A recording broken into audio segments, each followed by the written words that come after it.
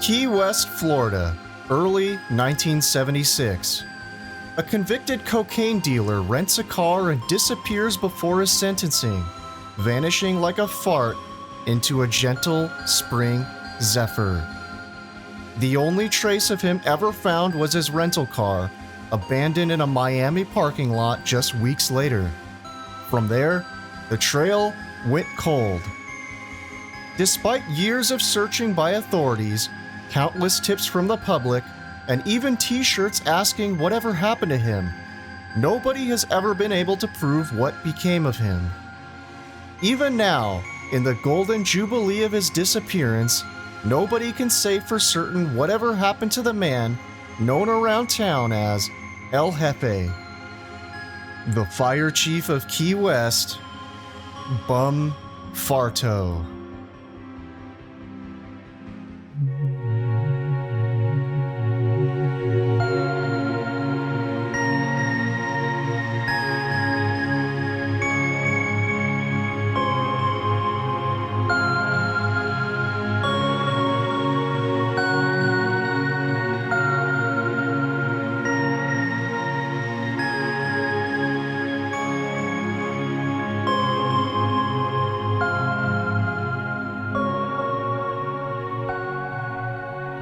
Welcome back to the podcast that's been called the Hail Bop Comet of Podcasts, Super Mystery Bros.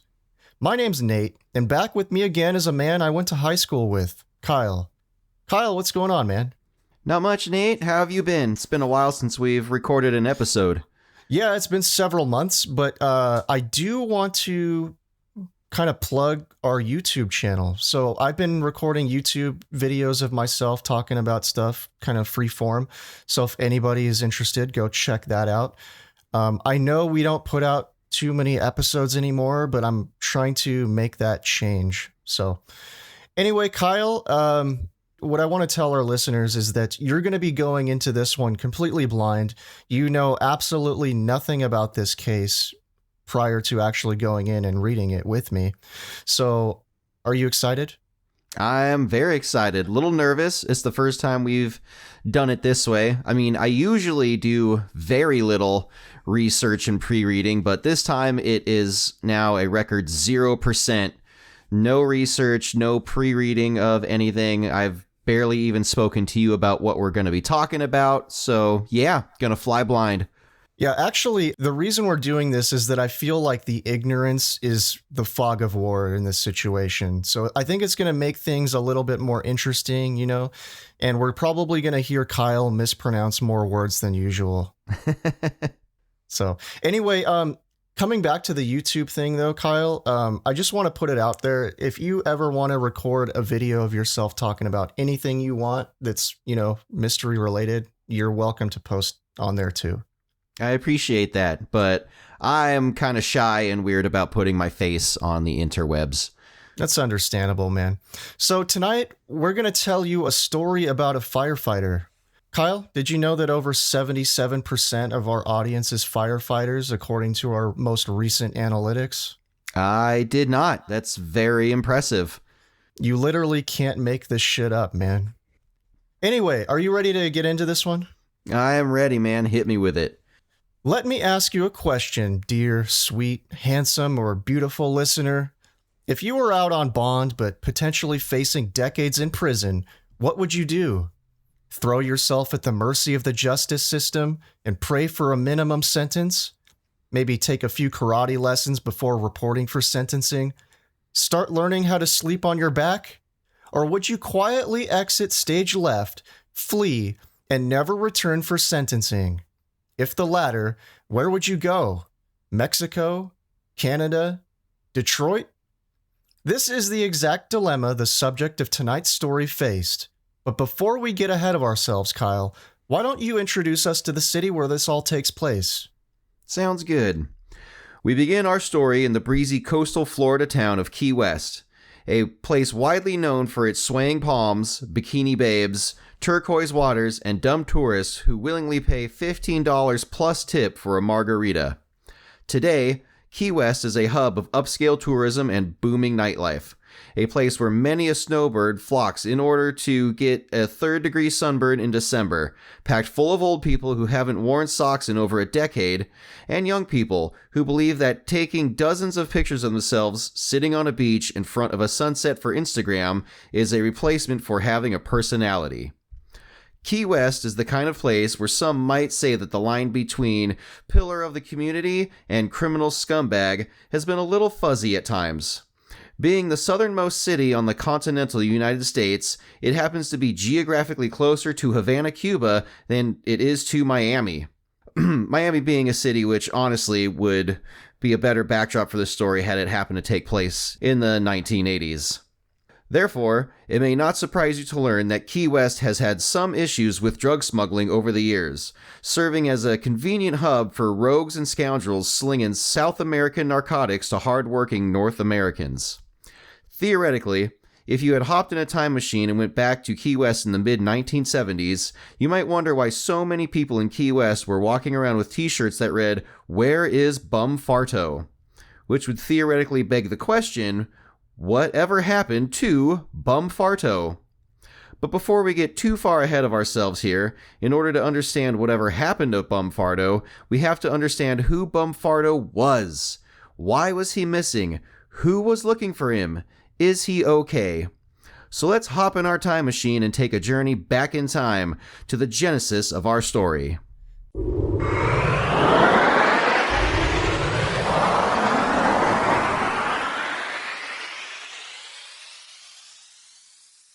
In the late 1910s, America was reeling from the end of World War I, known at the time as the Great War, the bloodiest and most devastating conflict the modern world had seen up until that point. However, a hopeful optimism once again returned to the land of the free, as the war to end all wars was finally in the rearview. Nobody would ever fight massive, bloody, senseless wars for no good reason ever again, and nothing but peace and justice was on the horizon for as far as the eye could see. However, this was naive. What the world needed was a hero, someone who would deliver them from evil, not join it. It was said that a shooting star which streaked across the night sky in early October of 1918 foretold the coming of El Jefe on the exact night that his parents conceived him. Although the world was unaware of it yet, destiny had just selected its champion. While the Spanish flu was out ravaging the country, and in a time where Robitussin wasn't yet a thing, many God-fearing Americans prayed each night for God to spare them from the deadly Spanish plague. The prophecy, which was written on some kind of surface, foretold the coming of El Jefe, a figure whose birth would mark the end of their suffering. And just as the prophecy foretold, the Spanish flu pandemic had burned out nearly completely by the time that our hero, or some might call anti-hero, was born, the sizzling summer of 1919. And just as the prophecy foretold, El Jefe was born on July 3rd, 1919 in Key West, Florida. His government name was Joseph Anthony Farto. Wow, man. All right, so what do you think about this story so far, man? Very interesting. So this guy's legal name was Farto. Yeah, so his parents were Spanish immigrants. Well, his father was a Spanish immigrant, I believe, and then his mother was from one of the Caribbean islands, I believe. We'll get into that soon, though. Gotcha. Yeah. And then they survived the Spanish flu that was basically America's Black Plague in the pretty early much. 1900s. I mean, it was COVID before COVID. Yeah. So anyway, Kyle, why don't you move on and let's get into his early life here. Not much is known about Joseph Anthony Farto in his early years, but what is known is that he was born to parents Juan and Juana Farto, Spanish and Canary Island immigrants respectively, who were restaurateurs. He was the youngest of their 3 children, having 2 older sisters. The family owned and operated the local Victoria restaurant, a local joint specializing in seafood. As a child, he and his parents lived across the street from the old No. 1 fire station in Key West, which led to the development of an interest in the fire station. He had a bit of a reputation with the firemen, known for frequently coming by and asking them for favors and bumming things from them, shining their shoes, and fetching their morning coffee. They called him the Little Bum, and the name soon stuck. Tragically, Bum's childhood would be marked by loss. His mother died when he was still a young boy, and by 1937, his father had also passed away. Suddenly, the family business that had helped put food on the table for years was no longer in the hands of the Farto family. Following his father's death, the Victoria restaurant was sold to a local businessman named Joe Russell. Russell would go on to transform the establishment into a bar called Sloppy Joe's, which would later become famous as a favorite watering hole of Ernest Hemingway. In a strange twist of fate, the restaurant where young Joseph Farto once grew up would become one of the most recognizable landmarks in Key West. Wow. Go figure. Yeah, it's a small world, ain't it? So this restaurant is still there to this day. So it started, I guess, around 1937. Ernest Hemingway used to frequent it quite a lot back in the day. And it's still there. And you can still go there and order a $15 margarita. Well, if I'm ever in Key West, Florida, I will swing by and empty my pockets for a margarita at Sloppy Joe's. Wow, man. All right, so as a young man, like many of us, Bum bounced around between several dead-end jobs before finally settling on a career path. But unlike many of us, he actually followed through on his childhood dream. In 1942, instead of joining the military to fight in World War II, he joined the Key West Fire Department and was assigned to none other than the very same fire station he'd spent years at bothering firefighters, shining shoes, and fetching coffee. It was here that Bum would wait out the remainder of World War II, lifting weights and sliding down a pole in a firehouse while his peers were over in some hellhole in the South Pacific dodging mosquitoes, bullets, and hand grenades. So, yeah, I think that Bum thought to himself, I'm just not that guy, pal. You know, I don't need to go serve in World War II. Yeah, fighting fires sounds a lot less dangerous than hand grenades and South Pacific mosquitoes, whatever they're carrying Malaria. around. Yeah. However, Bum's early career wasn't all steak dinners and answering calls about cats stuck in trees. Newspapers throughout the 40s and 50s would chronicle his many heroic deeds, horrifying experiences, and seeing shit that no person should ever have to see. In 1952, Farto collected the skeletal remains of Lynette Roberts. Am I saying that right? Lynette, I think. Lynette Roberts, a lady who went missing in 1949, who had eventually been discovered on one of the Saddle Bunch Keys. They get a lot of keys down there in Florida. I know, right? In the 1950s, he was also on the scene of multiple airplane crashes, witnessing dead bodies cut in half by seatbelts, blood and guts hanging out, and the grotesquely twisted faces of those who were unlucky enough to end up in that position. But Bum took it in stride and knew that it was his duty to be there for those who needed him most. Eventually, Bum worked his way up the fire ladder throughout the years, marrying a woman named Ezer in 1955. Since day one, Bum had dreamed of becoming fire chief, and eventually, his dream became a reality. In 1964, the FBI was investigating corruption in the Key West police and fire departments. The police chief, George Gomez, as well as the fire chief, Charles Cremata, both resigned under pressure from the investigation. Bum Farto was subsequently named Key West's new fire chief. Hail to the chief, baby, or rather, all hail El Jefe, which means the chief, to all of you pinche gringos. Bum was larger than life. By all accounts, he was the fucking man. Women wanted him, and men wanted to be him. When he spoke, people fucking listened. He wasn't the kind of guy to just blend into a crowd or shy away from the spotlight. A devout practitioner of Santería, Bum believed the color red warded off evil spirits. As a result, nearly everything around him was red. His clothes, the walls of his house, and even his carpet, all red. Between his larger-than-life personality, gaudy wardrobe, and unmistakable presence, Bum was the kind of man everyone in Key West knew by name. With gold rings all over both hands, and rarely ever seen without a cigar, Bum was the kind of guy who got shit done in style. His car, a solid lime green Ford Galaxie 500 LTD with mirrored windows and chrome hubcaps, was arguably what stood out the most. With big red letters painted on it that read El Jefe on it, everyone around town knew exactly what was inside. Now, Kyle, would you like to keep with the family tradition and describe what a Ford Galaxie 500 LTD is? You mean keeping with the tradition and doing a terrible job of describing a vehicle in words? Sure. Yeah. Yeah. Ford Galaxie. Is a Galaxie a four-door? I want to say a Galaxie is a four-door. You're the expert. Not only am I the quote-unquote expert, there's one in my neighborhood that I drive by every weekend, and I'm trying to picture it in my head. I think it's a two-door, actually. I think it's a two-door, because I saw a picture of his car when I was doing the research for this episode, and I recall it having two doors, I believe. All right, so it's a I could be wrong, but I'm like 75% sure that it was two-door.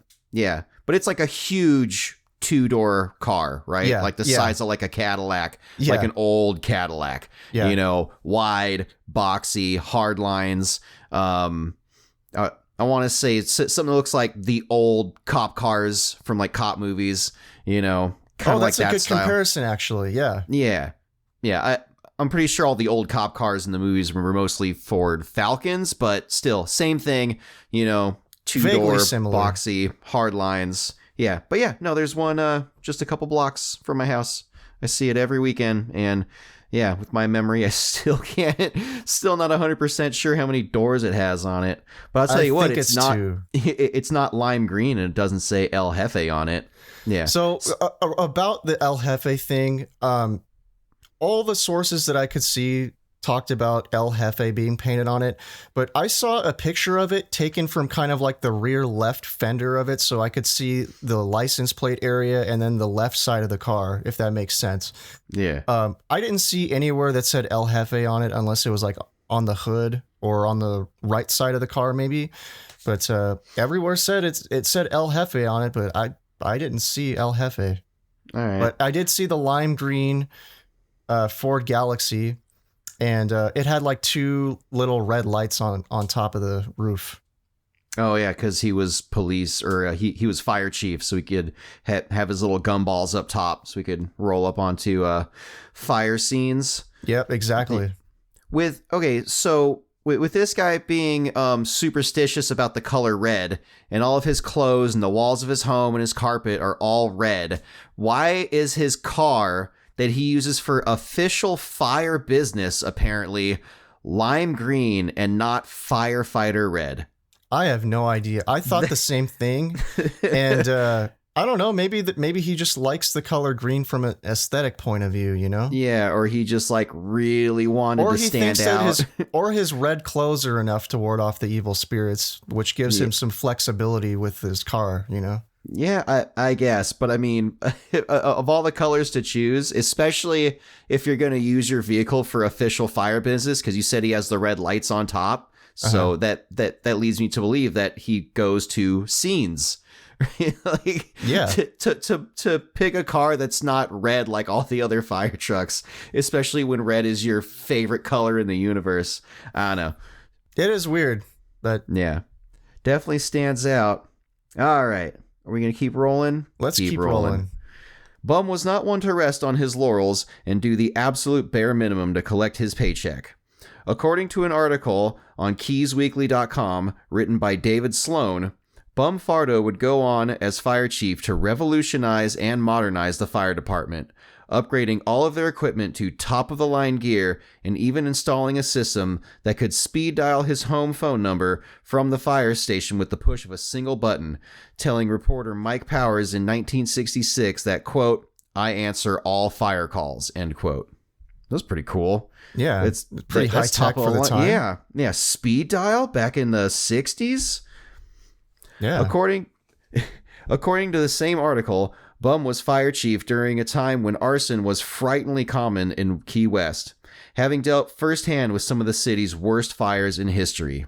Quote, Chief Farto introduced fire prevention education to the community, set up systems that help lower fire insurance premiums, and brought training incentives to the department. The department was Farto's life, and he let his men know how important they were to him by introducing 10-year, 15-year, and 20-year service award pins. A newspaper feature described Bum's well-polished station, a chief's office decorated with several pictures of John F. Kennedy, and a small sign taped neatly to the bookcase that read, Ulcer Department. The Ulcer Department. Yeah, I mean, I think that's kind of like an old person joke, because it's Gotcha. It's like, oh, this is the department where everybody is stressed out all the time. That makes sense. The Ulcer Department. The article points out that next to LaGuardia, Farto is history's greatest fireman fan. End of excerpt. Wow, man. So cracks in his squeaky clean public persona would soon appear, however, when, in 1966, a city commission recommended he be removed as fire chief for misappropriation of city funds. However, a civil service board overturned this decision, and after a 30-day suspension, Bum Farto returned to his duty as fire chief. Coincidentally, his nephew just so happened to be on that same board that reinstated him. So, a little bit of nepotism, maybe, allegedly. Allegedly. Say what you will about Bum Farto. Arrogant?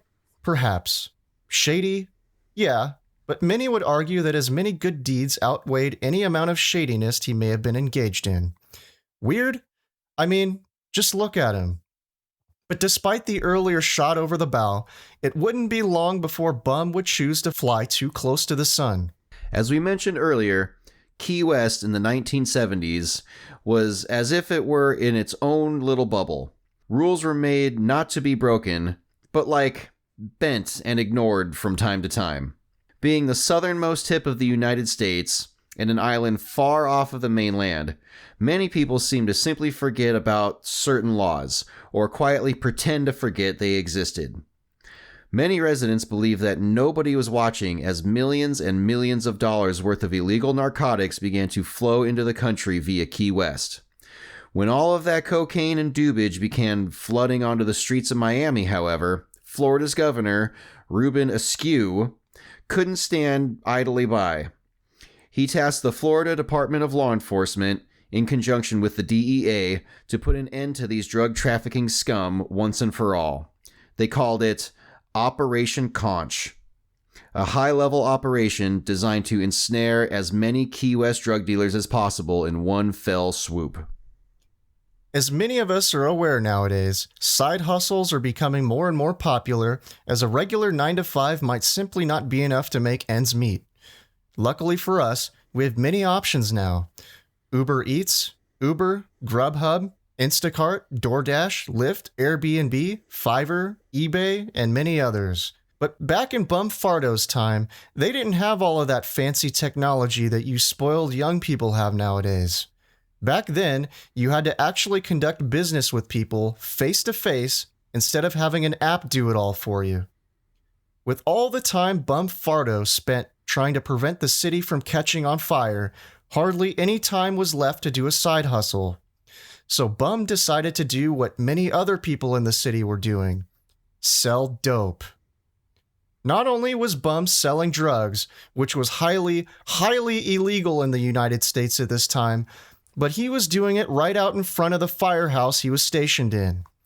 But as we mentioned earlier, in Key West, laws at this time were sometimes treated more like suggestions, and few residents of the city took these laws very seriously. And someone like Bum Farto, who was larger than life and not just a pillar of the community, but the pillar of the community, he was untouchable. Or so he thought. Wow, man. So what do you think about Bum Farto's character arc so far? Well, so was he not, selling drugs the whole time he was chief? Well, we don't know. Okay, yeah. Because he wasn't exactly convicted of anything prior to this. Yeah, but when you it's described possible. when you described him earlier, right? He drives this big, custom painted car, brand new, and he has gold rings on all of his fingers. You know, you usually when people flaunt money like that, you know, you wonder like where they get it. Yeah, I he's just like, have he's either that or he's pimping. yeah, yeah, Big pimping down in Key West. Yeah, I just imagine like the cops in their roaring 20s, right? Who were on the mob's payroll, who did nothing to hide it. You know, they all had brand new Cadillacs and big fur coats and shiny rings and stuff, and they're just supposedly on regular cop salary. You know? Yeah. No, you're definitely onto something there, and it's like it's pretty obvious that he was at least doing something else other than just being fire chief. You know.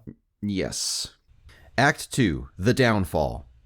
It wasn't long before Bum caught the attention of covert operatives working for Operation Conch. Sometime in July of 1975, the authorities working in Operation Conch acquired an informant named Titus Walters, a man who was well aware of Bum Farto's drug-slinging side hustle. Working with the authorities, Walters introduced an undercover agent named Larry Dollar to Bum, claiming that Larry was his cousin. They made it known to Bum that Larry was looking to score an ounce of cocaine and that he was willing to trade a diamond ring for it. However, Bum didn't have that amount of cocaine in stock, and so he would have to go out and source it first. An ounce? Is an ounce of coke a lot of coke? I have no idea, man. I've never done coke before, so... In the meantime, on August 17th, 1975, incredibly, shit hit the fan. Titus Walters, the informant, was randomly found in his bathtub with 2 bullet holes in his head. Not only had he been shot, he had also been injected with heroin and drain cleaner. The 2 bullet holes in his head, in conjunction with the heroin and Drano found in his bloodstream, had apparently rendered his body incapable of being alive anymore. He was just 34 years old. Wow, man. Can you fucking believe that shit? Wow.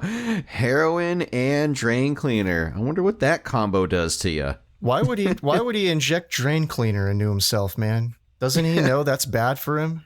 Yeah, almost as bad as putting 2 bullet holes in your own head.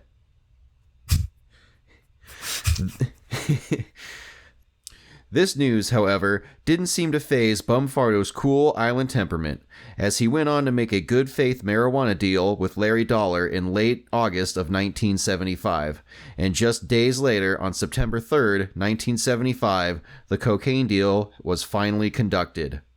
Unbeknownst to Bum, however, covert agents were taking photographs of the deal as it went down. In exchange for an ounce of cocaine, Bum received a diamond ring. Ironically, just the day prior, on September 2nd, Bum Farto ordered all of the foam mattresses in the county jails to be replaced due to the dangerous cyanide gases they would release if they were to catch on fire. And just a week later, he would be sleeping on one of those same mattresses. Wow, man, that's some fucked up irony right there, man. Yeah.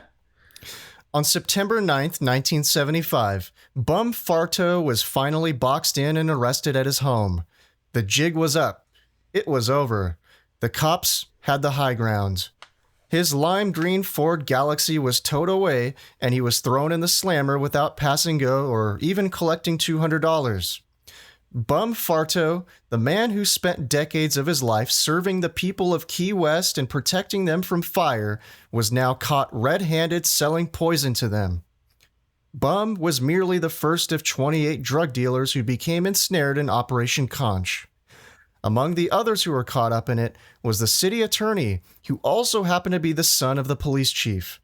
Wow, man, so it sounds like all of these politicians in this place are just rotten from the top down. Yeah.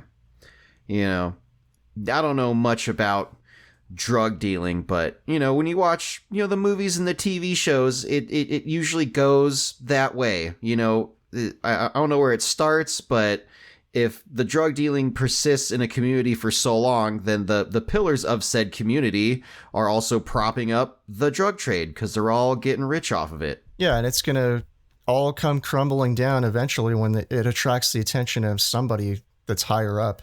Yep, the good times never last forever. Yeah, that's right. So I forgot what I was going to say because I can hear my cat crying outside the door. But anyway, yeah, it just sounds like the absolute audacity of this guy, because he's dealing drugs not even inside the firehouse, not in his office. He's doing it outside in public where undercover agents can take photographs of him fucking handing off the cocaine.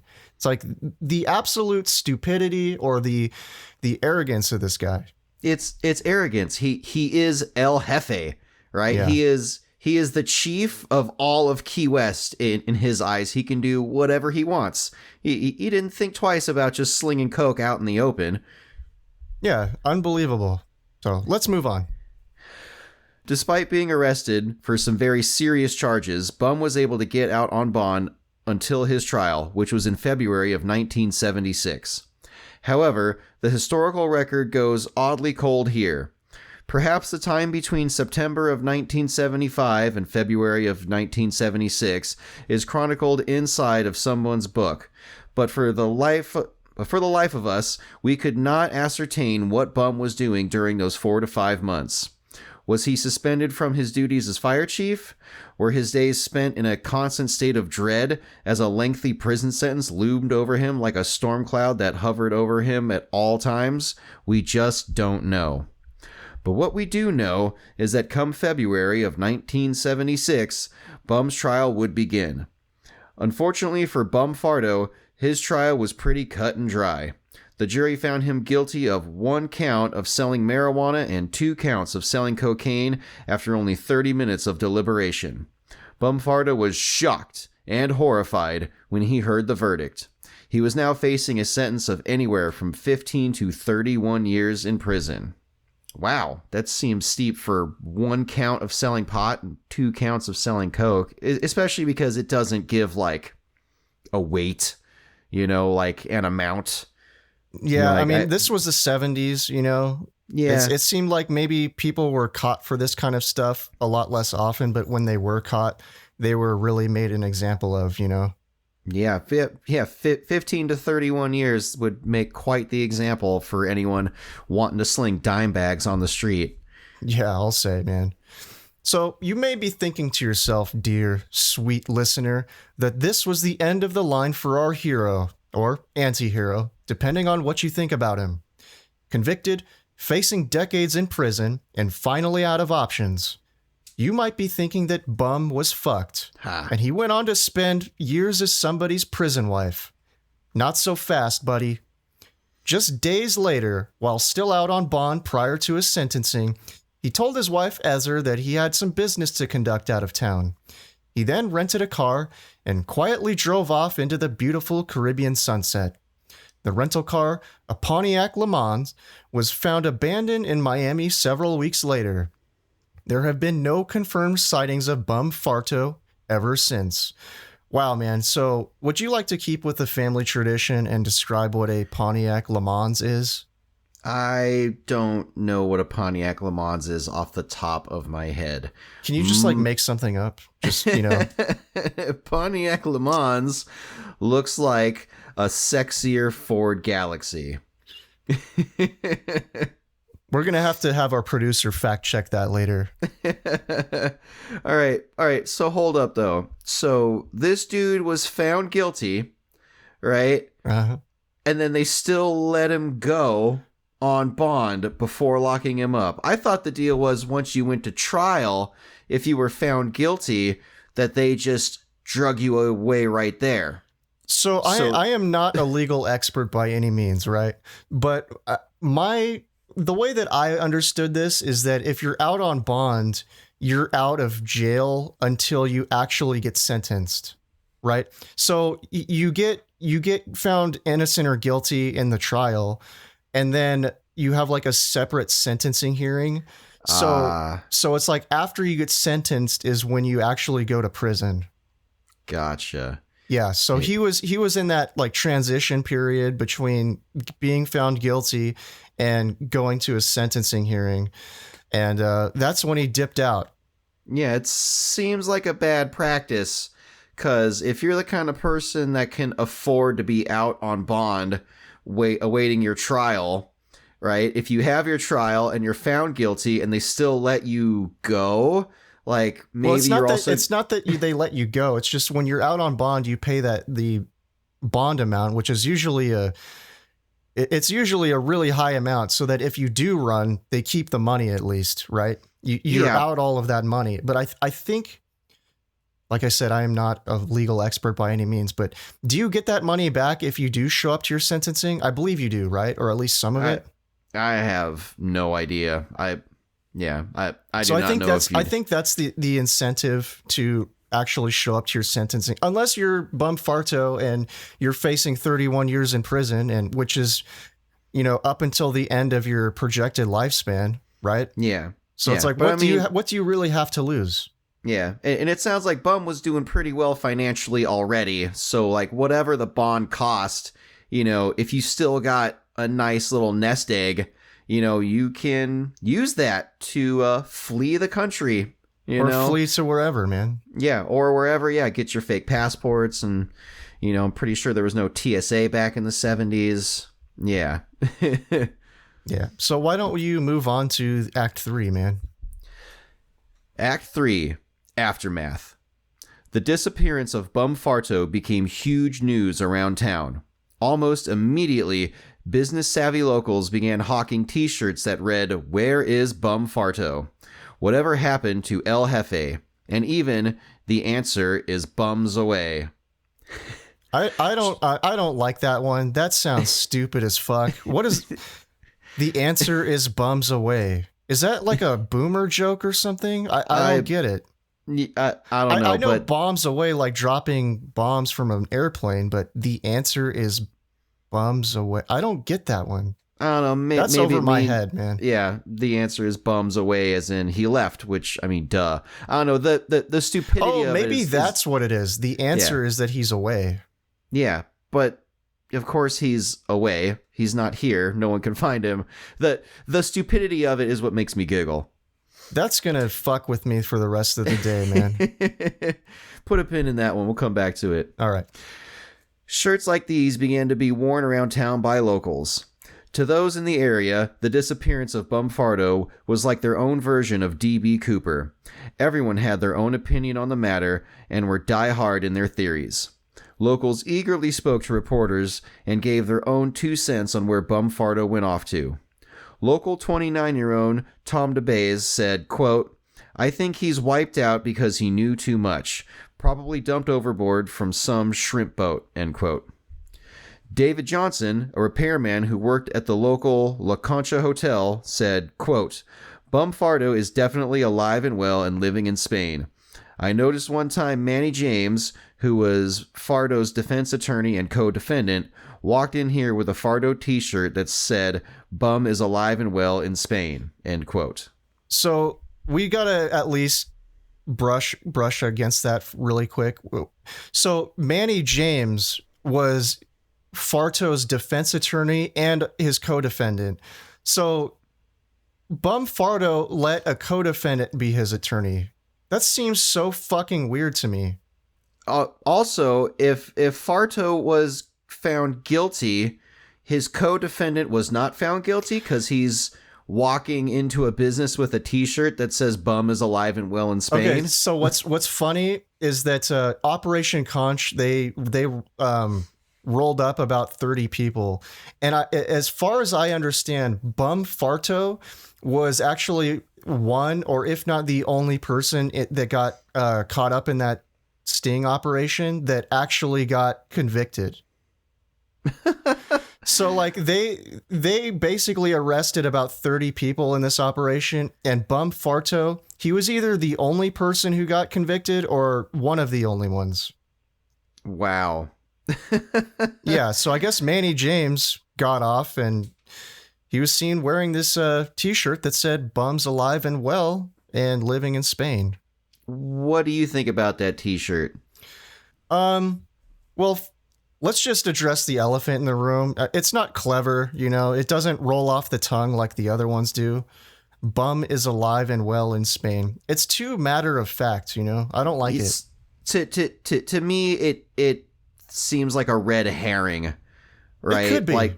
Yeah, like if you were his defense attorney and co-defendant, if you're still like allies with this guy, like sure, maybe wear a t-shirt. As long as everyone else is wearing t-shirts about Bum, just say, oh, he's in this country. Go look for him there, you know?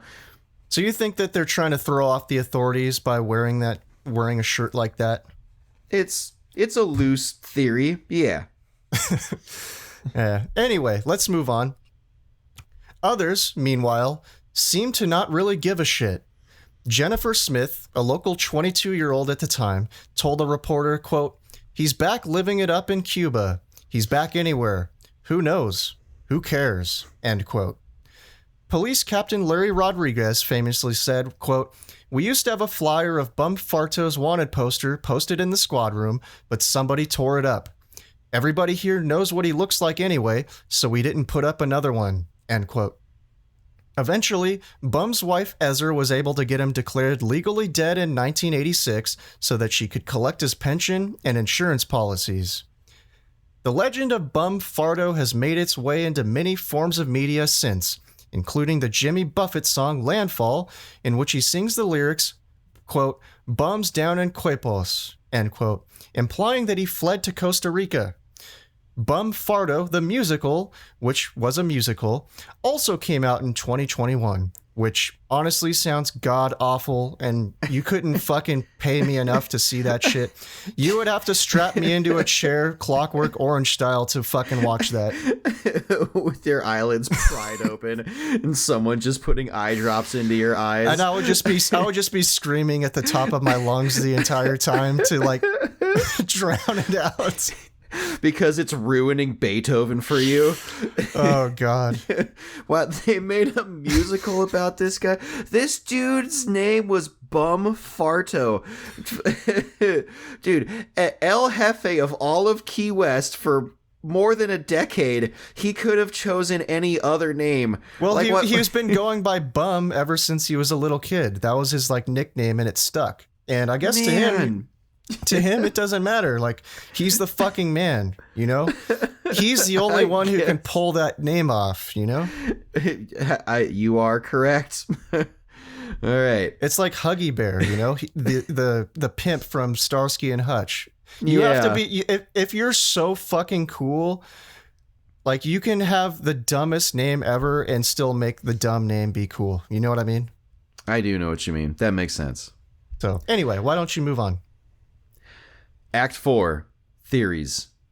Many theories and rumors have been told of Bum Farto's disappearance. Where did he run off to? Did he grow out a mustache and start up a new life in some distant city? Did he end up wearing cement shoes at the bottom of the Gulf, formerly known as the Gulf of Mexico? Or was he off in some Latin American country smoking cigars and sipping pina coladas on a tropical beach? Confirmed sightings of Bum are few and far between, but according to author David L. Sloan and filmmaker Quincy Perkins, a trail of clues appears to lead to the gold mining regions of Costa Rica's Osa Peninsula.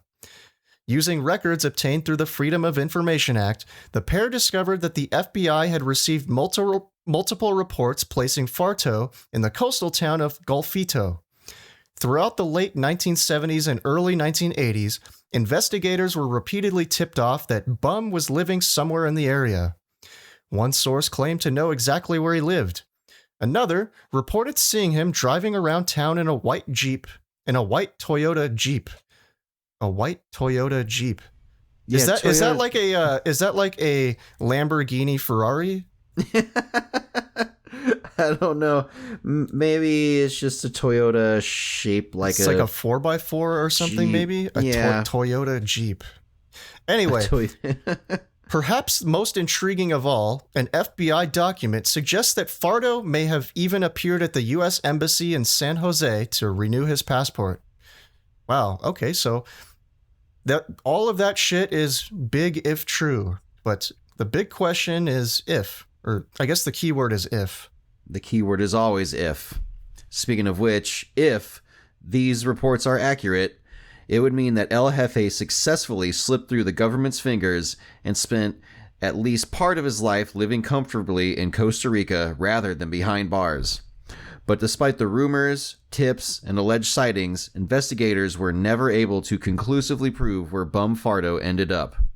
From here on out, the remaining theories are mere speculation with little to no supporting evidence. One theory is that he went off to assume a new identity somewhere else in the United States. Another is that he was murdered by an associate due to him knowing too much. Some believe he made it to Spain, the land of his ancestors. And some believe he fled to Cuba, which would have ensured that a U.S. Marshal would never someday knock on his door. But no matter the theory, one thing is for sure. Bum Farto left an indelible mark on Key West, cementing his place in American folklore next to the likes of Jimmy Hoffa and D.B. Cooper. His meteoric rise to power, in conjunction with his larger-than-life personality and subsequent shameful downfall, ensured he would never be forgotten. The legend of Bum Farto is a 20th century Greek tragedy, a tale of one man's hubris leading to his own downfall. The moral of the story? I'm not sure, but there probably is one. But what I will say is that no matter how big you are, no matter how powerful you think you are, don't become complacent. If you fight the law will always win. But sometimes you can run from it. All right, man, are you ready to try and solve this sumbitch once and for all? Yeah, let's give it a shot. So, coming into this story without any prior knowledge of Bum Farto, what is your initial gut feeling? That Bum Farto fled to some non-extradition country like Cuba or something, using connections he made, right? You know, if he was high up in the local government of Key West, right? He was the fire chief, knew the police chief, probably knew the mayor, and I don't know. It sounds like since, like, whatever you said, 30 some odd people got wrapped up in this Operation Conch, right? But really no one was found guilty except for Bum. I'm wondering if he had strings he could pull while he was out on bond to ensure that no one else was found guilty. Mm-hmm. And that left him in the good graces of some still powerful people who didn't lose their jobs of power. So do you think that these powerful people maybe looked the other way and let him run away? Not just look the other way, but maybe aided his escape.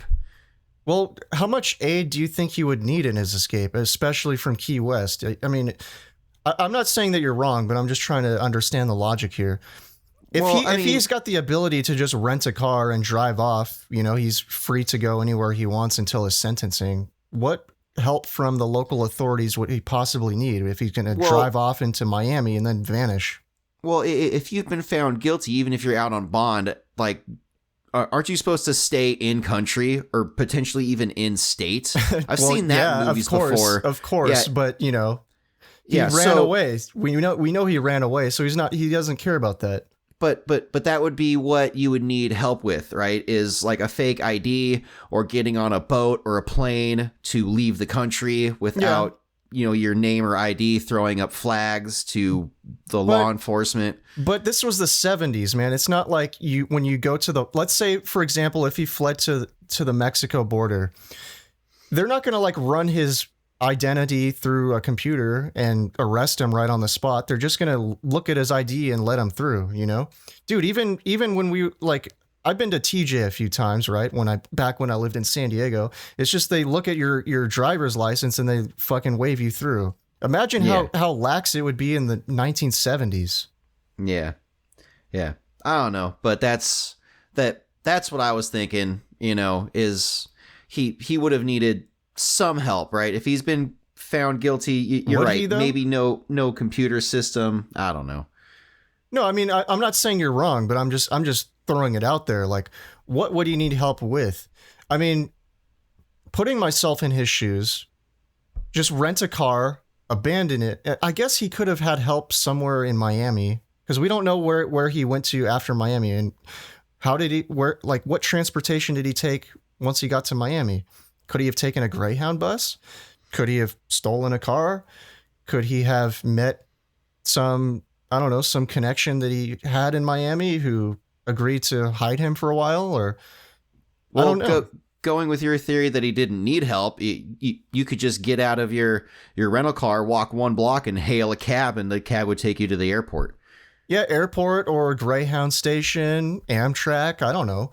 But whatever the case, Hey, we're going to need to take a 10 to 15 minute break if you don't mind.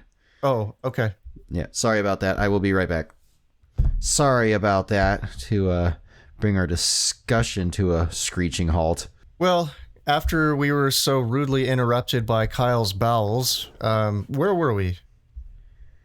We were discussing if we think Bum Farto left all on his own or if he needed help. I think he needed help. You think that because it was the 70s, he could have just drove off into the sunset and no one would have batted an eye. I think that he could have had help somewhere around Miami. I'm not saying that he didn't have help. I'm just saying that if push came to shove, I think he could have done this by himself. He could have packed up some gold jewelry, all of his gold jewelry or something like that, lugged it with him, all of his cash, whatever he had on hand, and just hightailed it to the border. That's just what I think happened.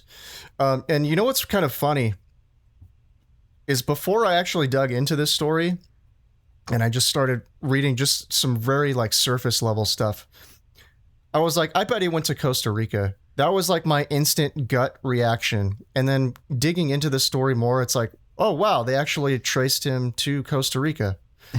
I was right. I was accidentally right without having to actually read any of the story. Or allegedly almost right. Allegedly. But anyway, what I do want to ask you, though, is what would you do if you were in his situation? Would you, or let's say that you're a 55-year-old man and you're facing 15 to 31 years in prison. You're out on bond. You're not sentenced yet. What do you do?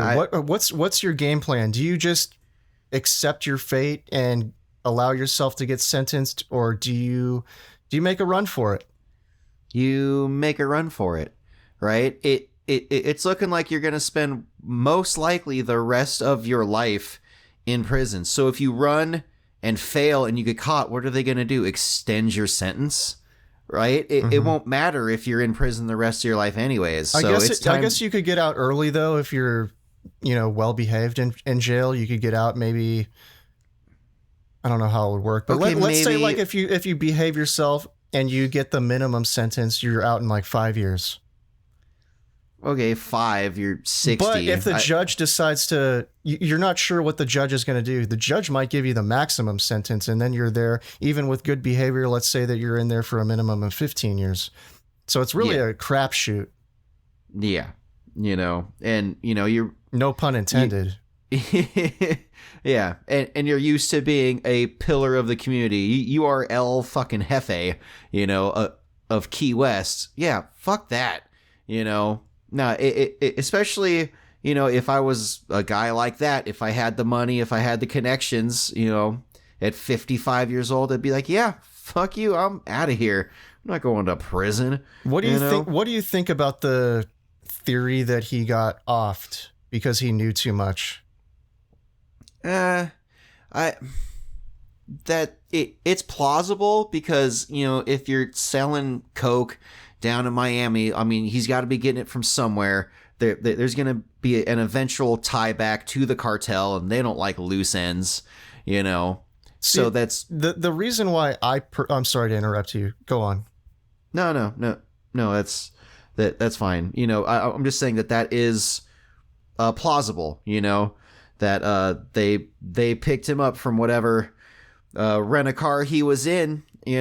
And they were just like, "Hey, come with us," and then they just put him on a boat. Why don't you put your feet in these cement buckets? Yeah. I don't think it's very plausible, and here's my reasoning. So when the undercover agent tried to buy cocaine off of him, he didn't actually have any cocaine at the time. So he spent a bunch of time trying to hunt it down, track it down, source it. It's not like he's Scarface, sitting in his mansion with mountains of coke in his bedroom. You know what I mean? Yeah. He had to like Yeah. spend a bunch of time looking for it. So he sounded very small time, like he's just slinging peanuts for extra pocket change. You know what I mean? Yeah. Yeah. I don't know. It's an ounce, right? But as far as I know, the normal street amount to buy for oneself is an 8-ball, which is 1/8 of an ounce, right? So the buyer was looking for 8 times what one dude would normally go for. Oh, do you But, think that it's like an amount that would trigger like the? Oh, I guess. Well, he did get convicted of dealing it, so that doesn't matter. But it's like I know that if you get caught with a certain amount of any drug, there's like an intent to felony distribute clause. Yeah. That, well, that there's gets like intent to automatically. there's intent to distribute, but I mean, intent to distribute is you get caught with drugs on you and they're in baggies, right? And you have like a scale. Oh, you know? that's true. So you're not busted selling. You're just busted, and it looks like you should be selling. You know. So So I don't think he got busted for intent to distribute. I think he got busted for distributing. You know. But still, it's like if he didn't have that much with him, it sounds like he was very small time, and it took him that long to track it down in the first place. It sounds like he's probably not like a big time drug dealer or something like that. It sounds more like he's just this small time guy trying to make a little extra money by doing something incredibly illegal.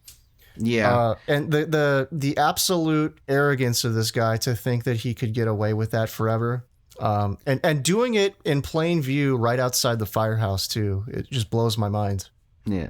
Well, so this is mid 70s, you know, Key West, Florida.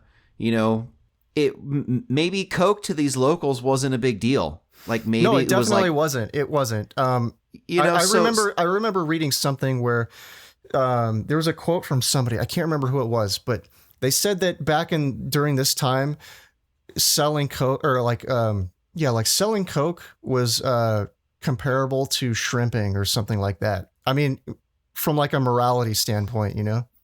Yeah. Even though it was highly illegal, the locals didn't care. Yeah, you know, so it's probably just super common. So the dude didn't think at all to hide it. It's kind of like, you know, when we were getting out of high school in Southern California, you know, I don't know about you, but like I started smoking weed, and back then it wasn't even medically legal yet. You know, and you're always sketched about like the cops, but after a while you realize that this is Southern California. No one gives a shit about weed here. Yeah, I was never really part of that scene, but I totally remember.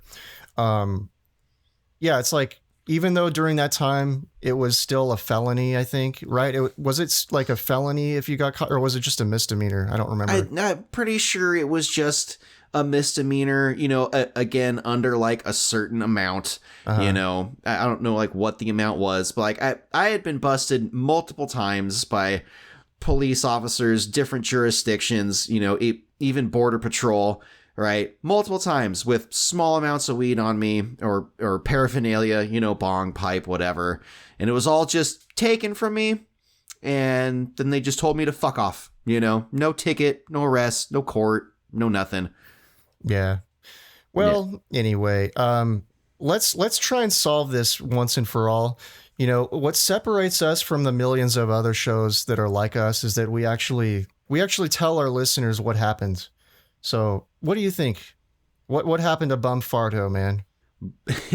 I think Bum Farto, he took his bail bond time, right? His last remaining days of freedom, and enacted a plan he had been working up the whole time he was on bond, just in case, you know, the trial didn't go his way.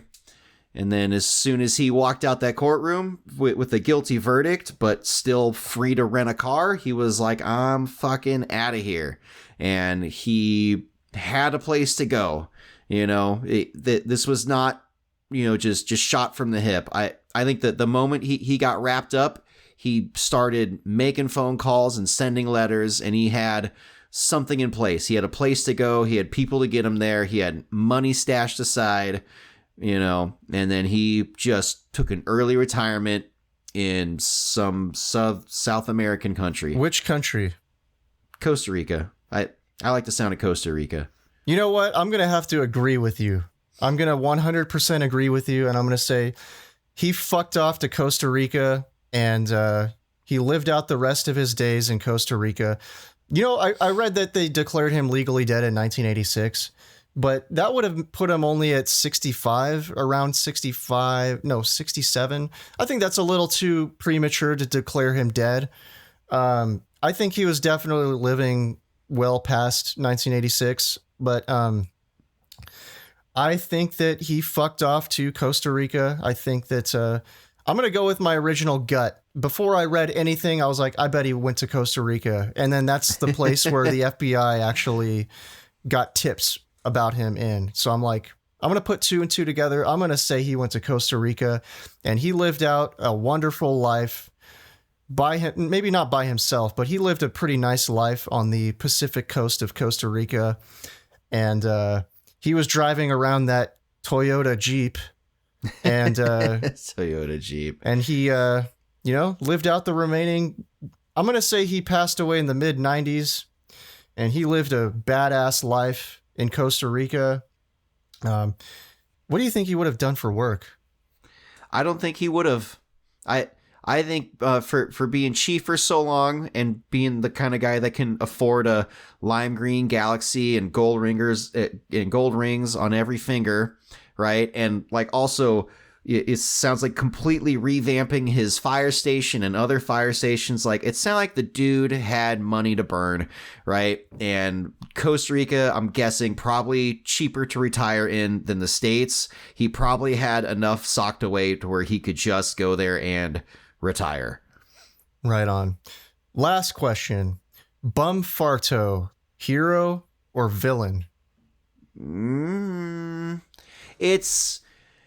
It's tough to say, right? So like, assuming this guy didn't do anything really nefarious outside of, selling drugs, like it sounded like he was a pillar of his community. He was, fighting rampant arson, fixing up his fire station and other fire stations and getting guys top of the line gear to work with, holding fire prevention classes.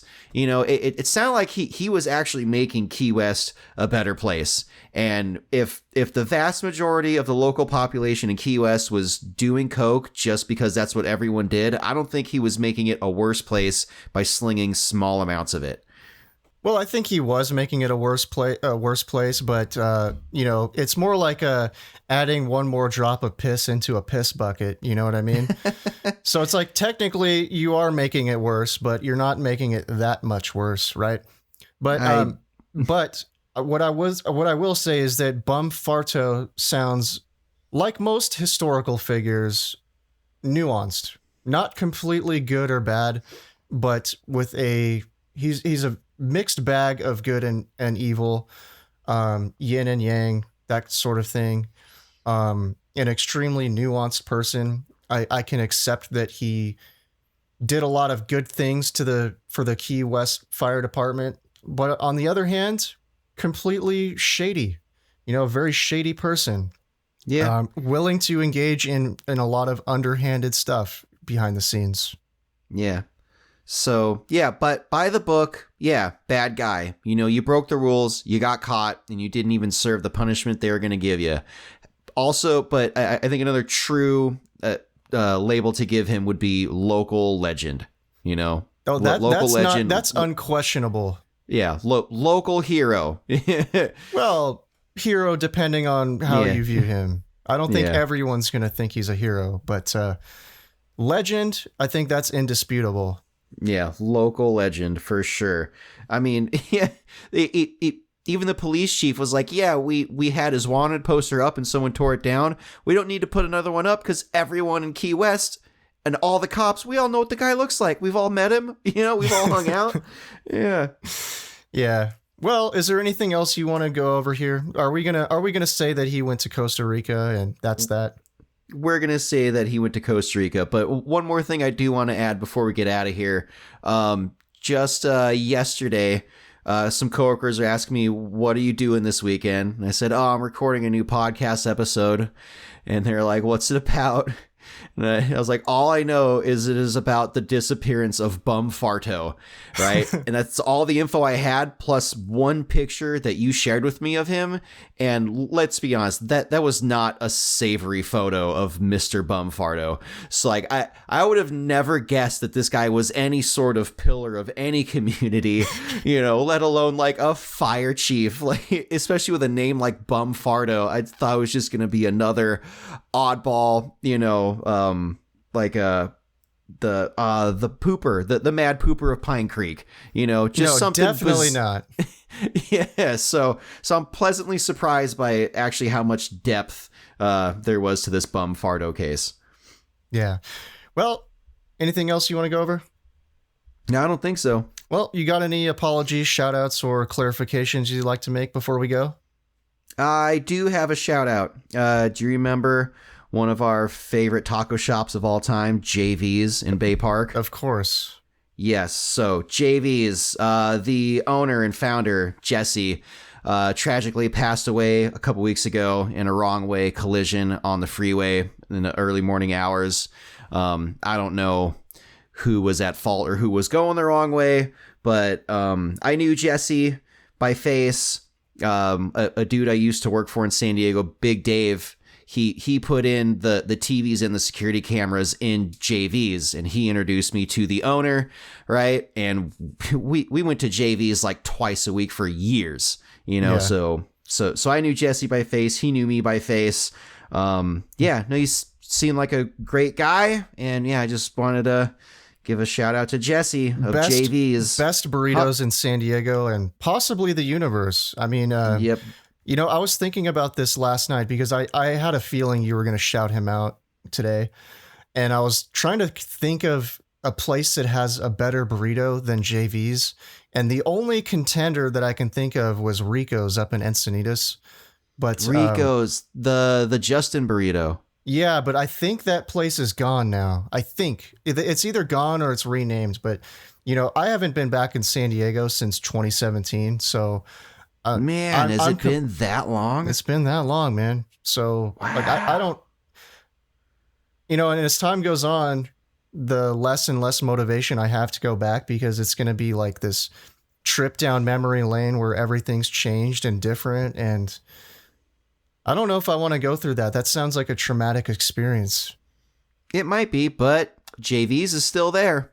Are they still going to operate? Oh yeah, no. Years ago, Jesse made what's his name? Julio, manager. So Julio's another dude that I know by face, and he knows me by face because I went there so much, right? But as Jesse got older, he stepped away a little more. It was becoming more and more rare to see him there. And he made a Julio manager. So Julio was running the joint. So they are still operating. Well, right on, man.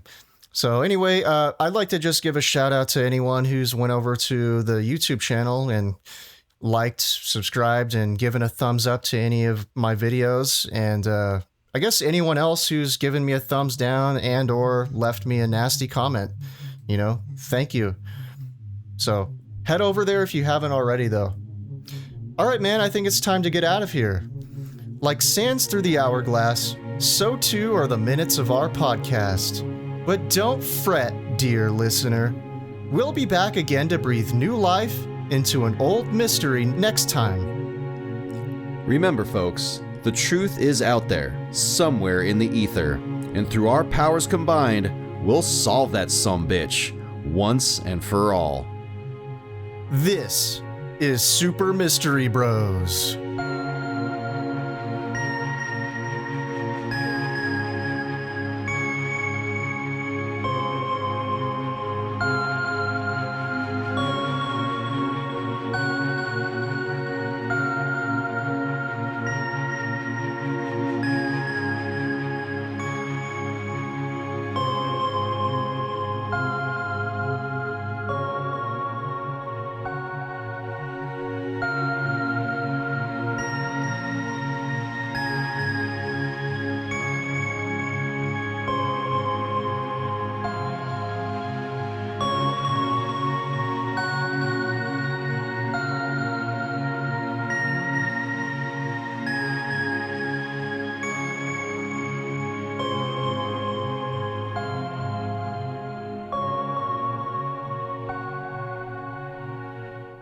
sometimes when I'm laying in bed and I'm having trouble sleeping, I start thinking of just like some really crazy shit.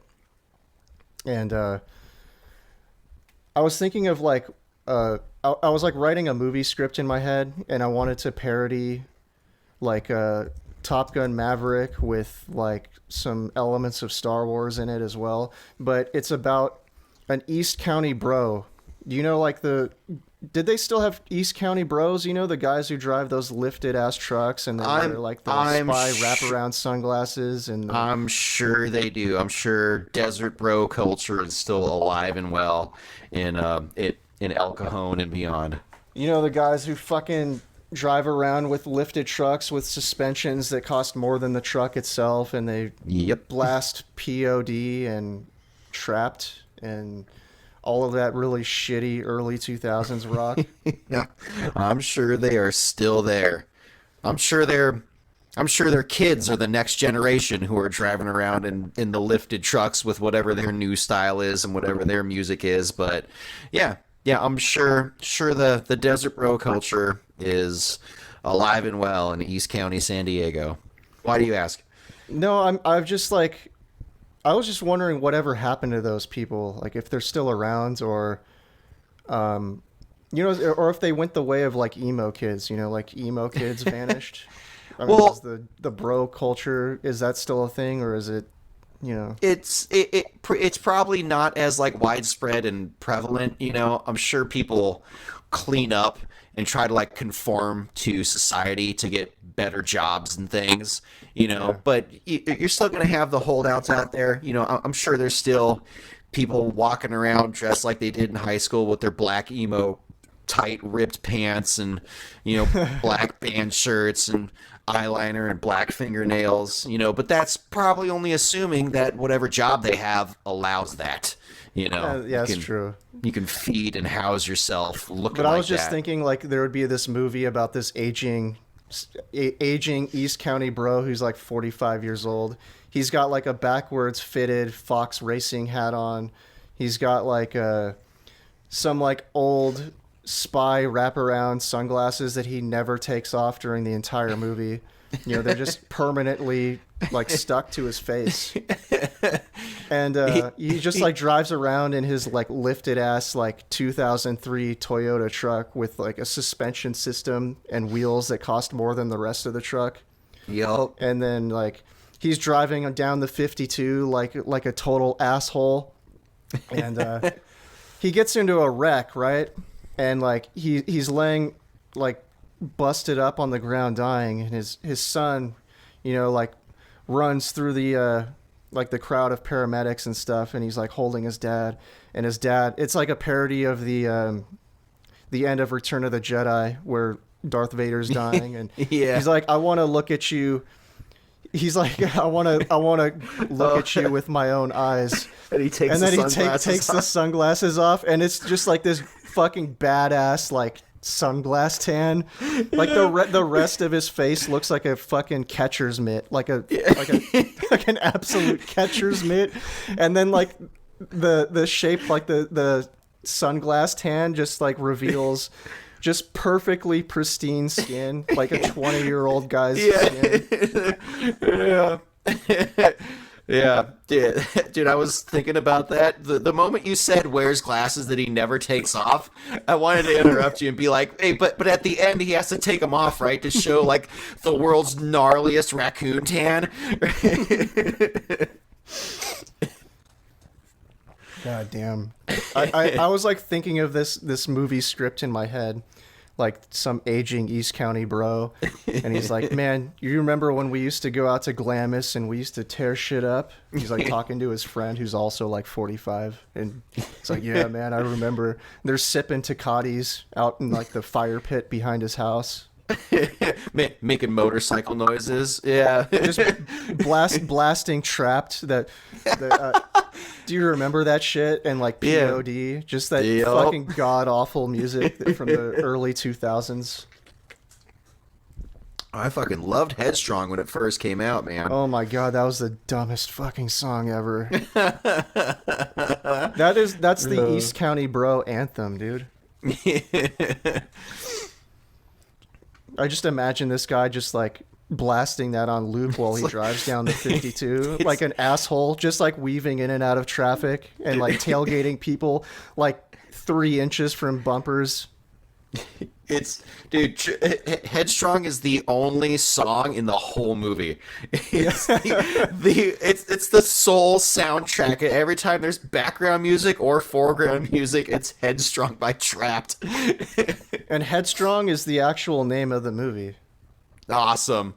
Awesome. I can picture the cover now. It's just his glasses.